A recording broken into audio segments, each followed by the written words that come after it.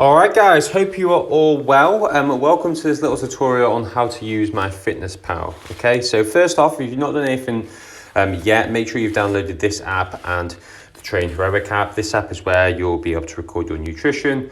The Train Heroic app is where you'll record all your training and where you'll receive your training program. So, but today on this video, we'll be focusing on how to use MyFitnessPal, how to set your calories, how to record your food, good examples of how to do it, how to do it accurately as well, how to get a better understanding of kind of what's in food. So we'll get started and I'll take you through kind of everything you need to know on the app.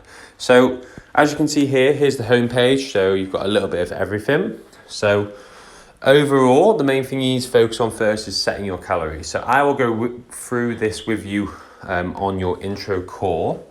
But if you ever wanted to change them, we'll have a little look at it. Here's how you do it. So basically click more in the bottom right hand corner. You then click goals and ignore this part at the top. You can enter that if you'd like to, but the main thing to focus on is here, nutrition goals, where it says calories, carbs, protein and fat goals. So you click there. So if I wanted to change my calories because I want to lose a little bit of weight, change it to 2,100, tick, and then now that'll just edit kind of the grams of what I need to focus on, okay? Don't worry too much about carbs, protein and fat at the moment. I will talk you through that and we'll discuss our own goals personally and what you need to focus on. But if you ever do want to change that, so you want to have more of a higher protein diet, you could just put like 45 to that. This is just an example. Reduce your carbs to 30 to make it 100. And now edit the amount of grams based on the calories you have. So that's the simple way on how to use how to set calories on MyFitnessPal.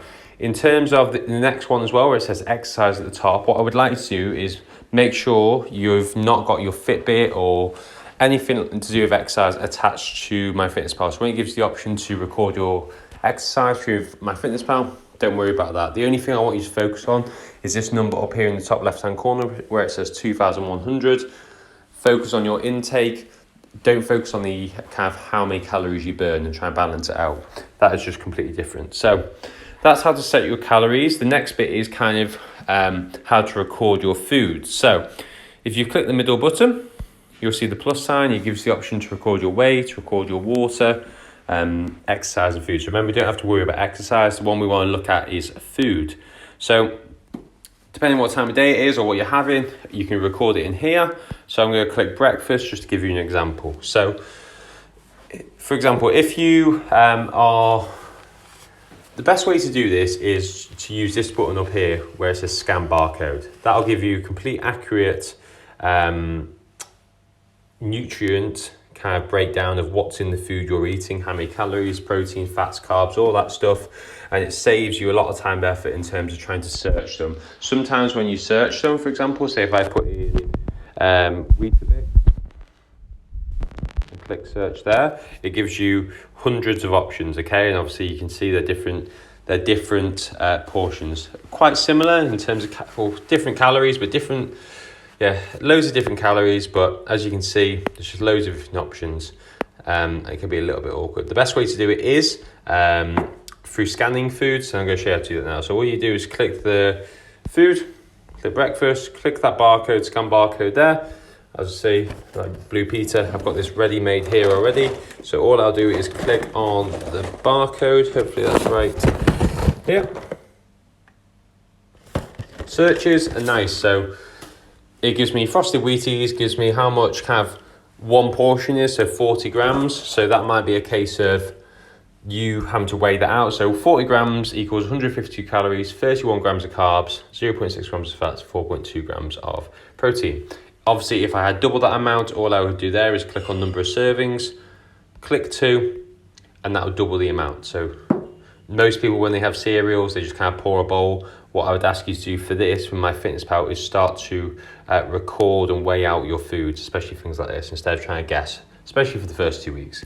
So click the tick, that adds it in there, takes it away from your remaining calories, and then now I've got for the rest of the day, 1,948 calories for the rest of the day. Obviously little things like that, if I have cereal, I'd add milk as well. So that's the most accurate way to do it.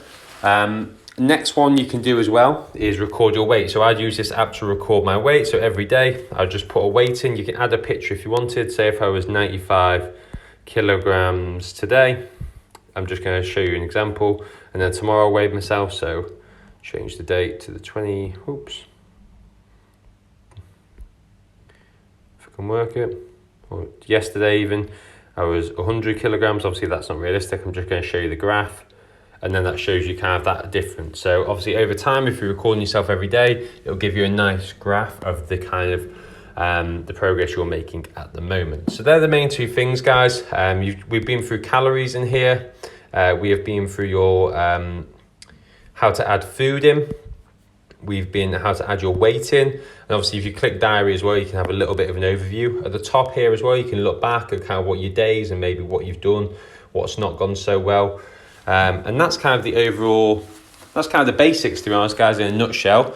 Some little questions that I guess asked sometimes are, right, what happens if you're doing things like a spag bol or things where you're cooking from scratch and you've got kind of loads of things like carrots, vegetables, all those little things. So what I would look at things like that to do, if you can't scan all of that, just try and be as accurate as possible. So if you are doing a spag bol, then do scan things like the spaghetti, the mince, obviously your veg and stuff you can't scan, but so that might be a case of just typing in carrot.